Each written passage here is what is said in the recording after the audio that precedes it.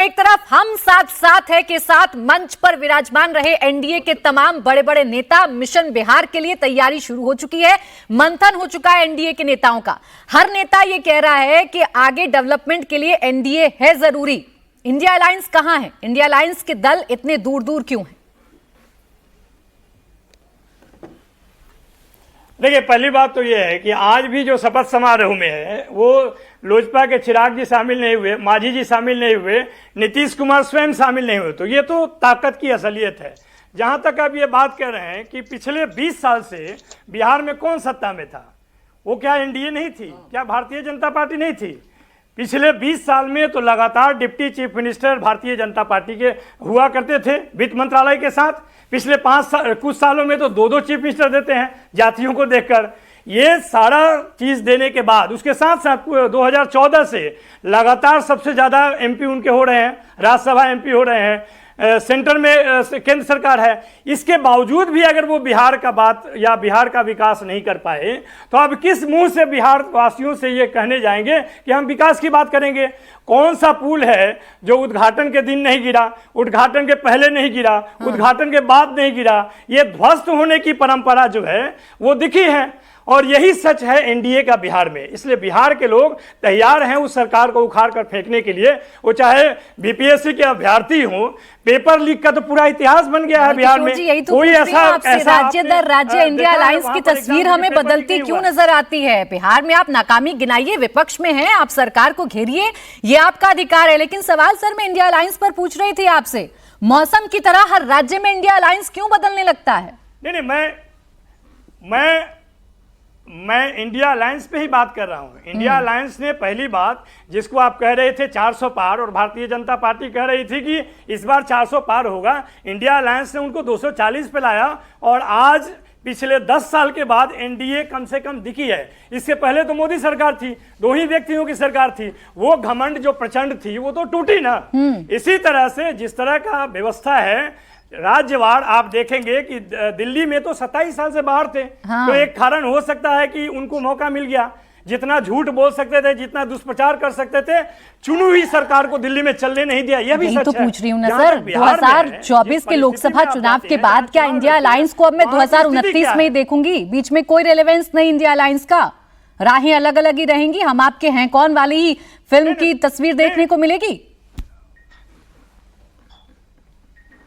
देखिए, जो India alliance में जो भी घटक दल हैं, वो चाहे कांग्रेस हो चाहे क्षेत्रीय दल हो, क्षेत्रीय दल जहां पे भी है उनकी अपनी मजबूत स्थिति है। यहां पे सुपीरियर और सबऑर्डिनेट का रिलेशन तो है नहीं। अगर नहीं बात मानोगे लोजपा को तोड़ देंगे, नहीं बात मानोगे शिंदे को तोड़ देंगे, नहीं बात मानोगे नीतीश को भी तोड़ देंगे। कहां सर, आज शिंदे साहब कैसे मुस्कुराते हुए प्रधानमंत्री मोदी से बात कर रहे थे? आपने शायद तस्वीर नहीं देखी मंच की।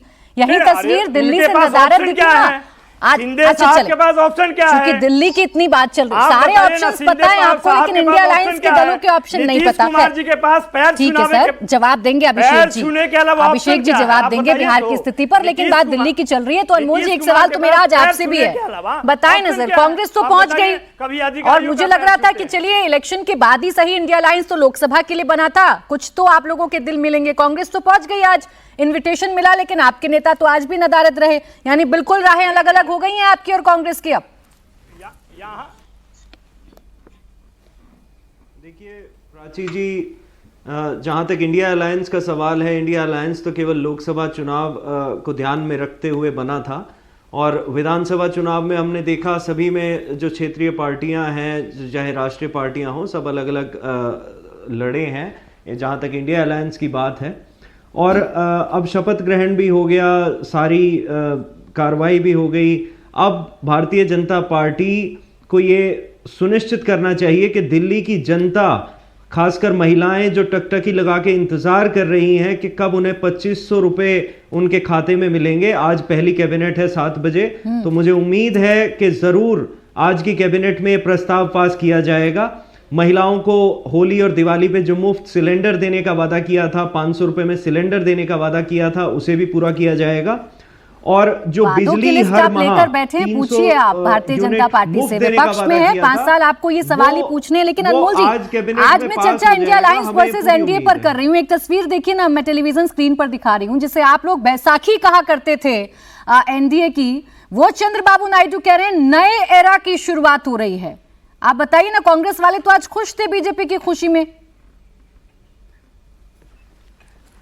देखिए, राजनीति का उद्देश्य केवल सत्ता प्राप्ति नहीं है, जन कल्याण का माध्यम है राजनीति। और हमें उम्मीद है कि भारतीय जनता पार्टी जो है वो हमें गलत साबित करे, ये दिखा के कि जो भी वादे उसने किए हैं वो पूरे करके दिखाएगी।